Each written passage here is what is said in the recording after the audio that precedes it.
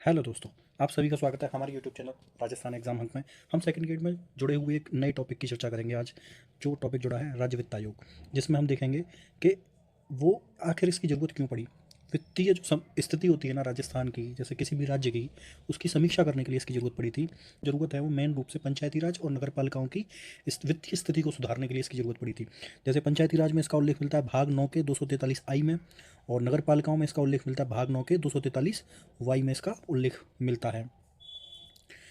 इसके अलावा हम देख सकते हैं कि ये एक संवैधानिक रूप है, यह एक संवैधानिक संस्था है। राज्य वित्त आयोग ऐसा नहीं है कि वैसे ही हो, लेकिन यह एक संवैधानिक संस्था है। इसका जो गठन है वो प्रति 5 वर्ष में किया जाता है, राज्यपाल के द्वारा इसका गठन किया जाता है। तो हमको ये चीज़ याद रखनी है। और इसको हम देख सकते हैं कि बहुसदस्यीय निकाय है, इसमें एक अध्यक्ष होता है और 4 इसमें सदस्य होते हैं। और हम देख सकते हैं कि इसका जो राजस्थान पंचायती राज अधिनियम 1994 की धारा 118 के अंतर्गत इसका गठन किया गया है। तो ये हमको पॉइंट सबसे ज़रूरी याद रखना है। ये पॉइंट्स में आ सकता है कथन वाले में कि ये राजस्थान पंचायती राज अधिनियम 1994 की धारा 118 के अंतर्गत इसका गठन किया गया है। इसका जो गठन है, फिक्स जो तारीख है वो आप याद रखना, 24 अप्रैल 1994 को इसका गठन किया गया है। इसका जो कार्य है वो प्रारंभ होता है 1 अप्रैल 1995 से प्रभावी होता है।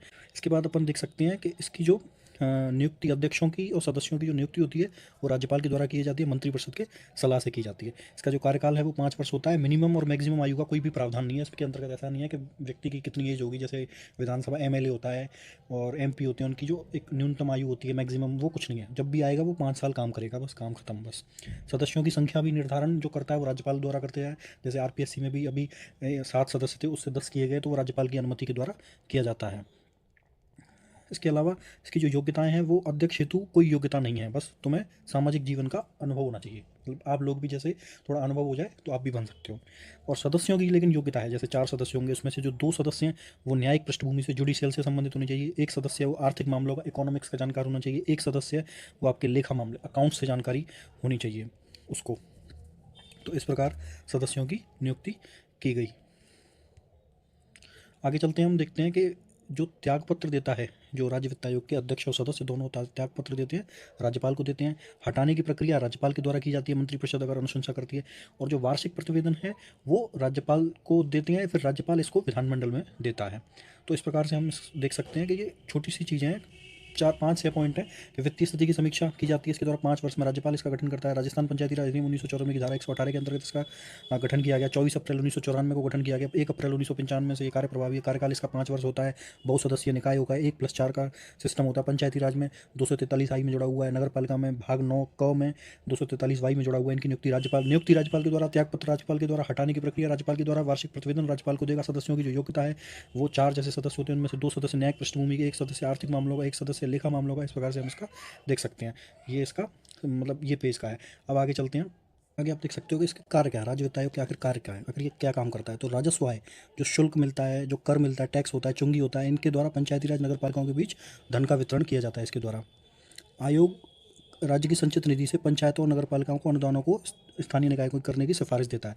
जो जो आयोग है राज्य वित्त आयोग, संचित निधि, जो राज्य की संचित निधि है उससे पंचायतों और नगर पालिकाओं को जो अनुदान दिया जाता है उसके लिए सिफारिश करता है कि भाई आप इनको अनुदान दे दीजिए। इस प्रकार की ये सिफारिश करता है।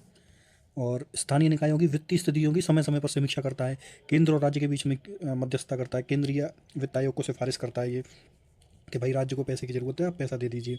राज्यपाल इससे अन्य कार्य भी करा सकता है। तो इस प्रकार हम कह सकते हैं। अब बात करेंगे हम जो अब तक कितने वित्त आयोग रहे। अब तक हम देखते हैं कि 7 वित्त आयोग हैं, अभी तक 7 रह चुके हैं, मतलब अभी जो चल रहा है वो 7वां है। तो हम इसमें 7 वित्त आयोगों के बारे में पढ़ेंगे। तो अब देखते हैं हम ये 7 वित्त आयोग। पहला वित्त आयोग है के गोयल की अध्यक्षता में। ये सारे अपन को याद रखने हैं, सिर्फ 7 ही हैं, शॉर्ट में याद हो जाएंगे। के गोयल पहले हैं, जिनका कार्यकाल जब इसका गठन हुआ था 24 अप्रैल 1994 से, तब इसका इनकी नियुक्ति हुई थी। हीरालाल देवपुरा जो सीएम भी रहे हैं, विधानसभा अध्यक्ष भी रहे हैं। मणिक चंद सुराना है तीसरे, चौथे हैं बीडी कल्ला, पाँचवीं हैं ज्योतिकरण, एकमात्र महिला हैं ये, प्रद्युमन सिंह जी रहे हैं। फिर इसके बाद अरुण चतुर्वेदी, ये अभी इनका वर्तमान में कार्यकाल है। इनके टाइम पे सदस्य अभी जो है, जैसे 4 सदस्य मैक्सिमम हो सकते हैं, अभी एक अध्यक्ष, एक सदस्य, 1+1 का अभी सिस्टम है। नरेश कुमार ठकराल अभी अध्यक्ष हैं। इन्होंने 1 अगस्त 2025 को राज्यपाल ने आदेश निकाला था। और इसका जो कार्यकाल रहता है ना, वो जैसे वित्तीय वर्ष के हिसाब से रहता है, अप्रैल से मार्च तक रहता है। इसकी एक हमने ट्रिक बनाई थी, जो आप देख सकते हो, काहे में बिजी पिए, कि बिजी काहे में बिजी है। के से कृष्ण कुमार गोयल, एच से हीरालाल देवपुरा, एम से मणिकचंद सुराना, बी से बीडी गल्ला, जे से ज्योतिकरण और पी से प्रद्युमन सिंह, ए से आपके अरुण चतुर्वेदी। इस प्रकार से आप इसको याद कर सकते हैं। बस ये छोटा सा टॉपिक है, आप इसको जल्दी से कवर कर सकते हो। और अगर आपको वीडियो अच्छी लगी है तो लाइक करना और चैनल को सब्सक्राइब कर लेना, इसीलिए मैं आपके लिए वीडियो बनाता रहूँगा। Thank you.